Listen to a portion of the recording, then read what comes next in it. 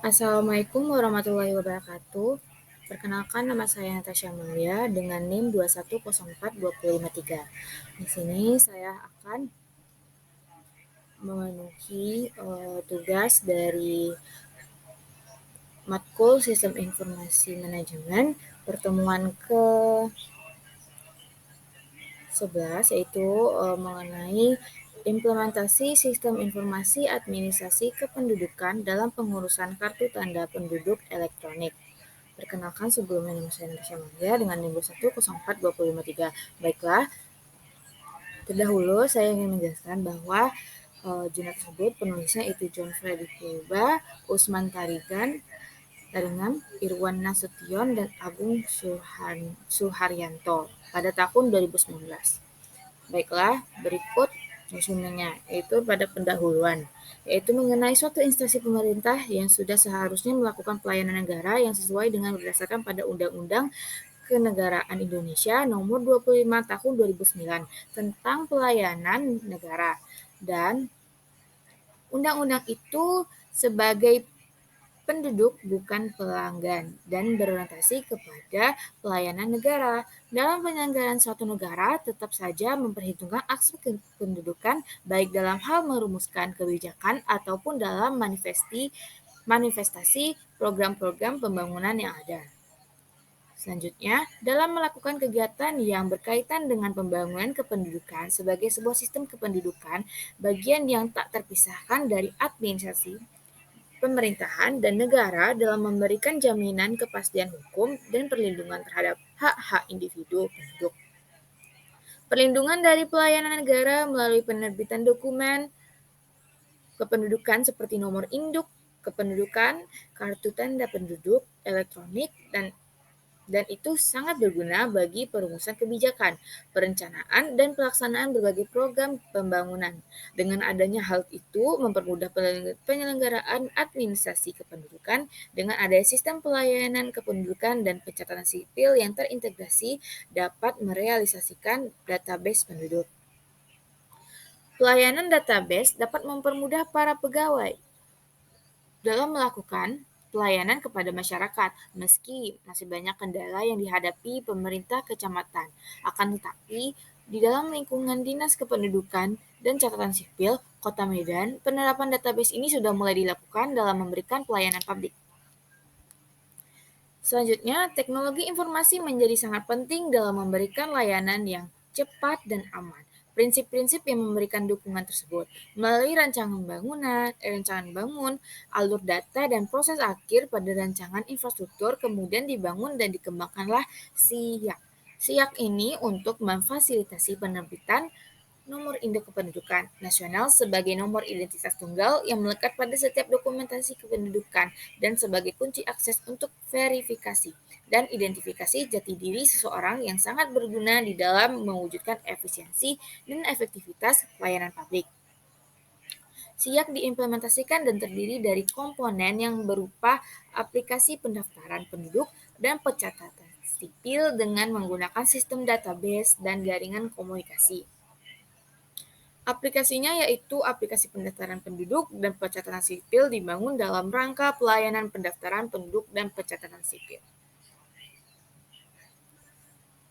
SIAK atau SIAK ini sebelum ada beberapa permasalahan terjadi seperti tidak ada tertib administrasi mengenai kependudukan, sehingga menyulitkan bagi pemerintah untuk melakukan pendataan. Dan setelah diimplementasikan SIAK tersebut mengalami perbaikan yang mana dengan begitu tujuannya itu untuk membangun database kependudukan melalui pembelakuan nomor induk kependudukan nasional yang berguna untuk mewujudkan tertib administrasi kependudukan. Maka ini mempermudah penyelenggaraan administrasi kependudukan dalam melakukan pengumpulan, pengolahan data penduduk yang berbasis teknologi informasi. Pemerintah pusat telah menyiapkan suatu sistem yang diberi nama Sistem Informasi Administrasi Kependudukan atau disingkat SIA tersebut. Selanjutnya, kendala dalam mewujudkan masyarakat informasi adalah kesenjangan informasi yang dipicu oleh kesenjangan digital. Dan sebelum itu pemerintah sangat perlu untuk menginformasikan kebijakan tersebut diinformasikannya sistem informasi administrasi kependudukan tersebut, yang mana dapat dilihat melalui daya minat dan partisipasi masyarakat dalam melakukan pengadministrasian kependudukan setiap bulannya di kantor camat tersebut. Selanjutnya, dalam jurnal tersebut juga menjelaskan mengenai pengertian sistem informasi administrasi kependudukan yang siap tadi, yaitu sistem informasi nasional yang memanfaatkan teknologi informasi dan komunikasi untuk menunjang kinerja pemerintah dan memfasilitasi pengolahan informasi administrasi kependudukan dalam mendata data kependudukan pada setiap tingkat wilayah pemerintahan, mulai dari tingkatan yang tertinggi sampai tingkatan yang paling rendah, dan selanjutnya pengertian kartu tanda penduduk elektronik itu adalah suatu identitas resmi penduduk sebagai bukti diri yang dapat diterbitkan oleh instansi pelaksana baik camat maupun dinas kependudukan dan pencatatan sipil, dan penelitian ini bertujuan untuk mengetahui bagaimanakah implementasi SIAK tersebut tentang pengurusan KTP elektronik dan apa saja yang menjadi hambatan di dalam pelaksanaannya. Dalam jurnal tersebut, metode penelitiannya yaitu metode penelitian deskriptif.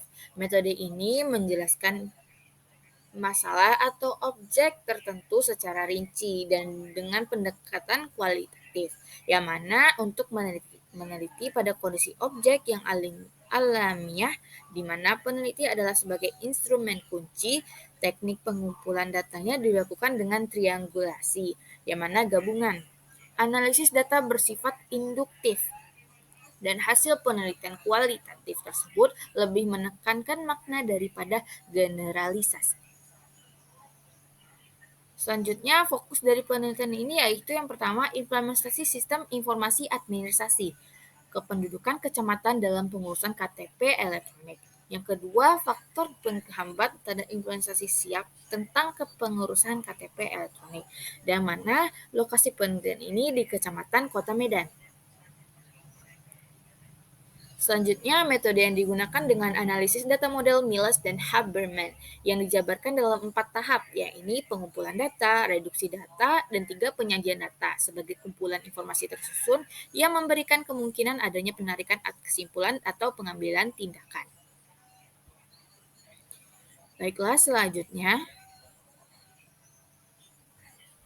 kesimpulan dalam penelitian kualitatif mungkin dapat menjawab rumusan masalah yang dirumuskan sejak awal, tetapi mungkin juga tidak, karena seperti yang telah dikemukakan bahwa masalah dan rumusan masalah dalam penelitian kualitatif masih bersifat sementara dan akan berkembang setelah peneliti berada di lapangan, yang mana teknik pengumpulan datanya itu yang pertama ada studi pustaka, yang kedua studi lapangan, dan studi lapangan ini dilakukan dengan 2 teknik juga, yaitu observasi partisipatif dan juga wawancara.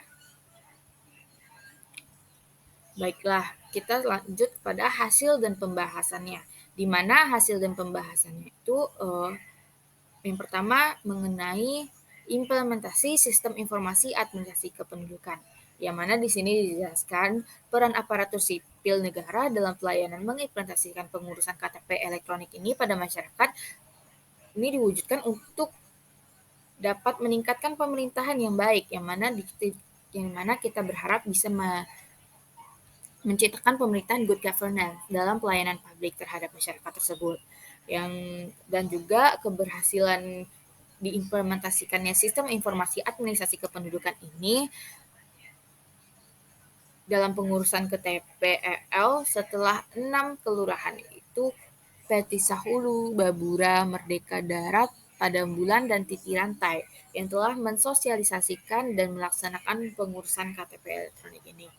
Selanjutnya, faktor penghambat pada implementasi kebijakan tersebut tentang pengurusan KTP elektronik tahun 2017,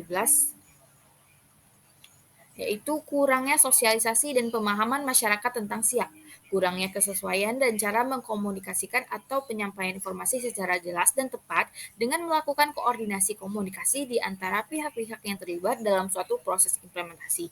Yang ketiga, kurangnya pemanfaatan sumber daya manusia, biaya, dan waktu.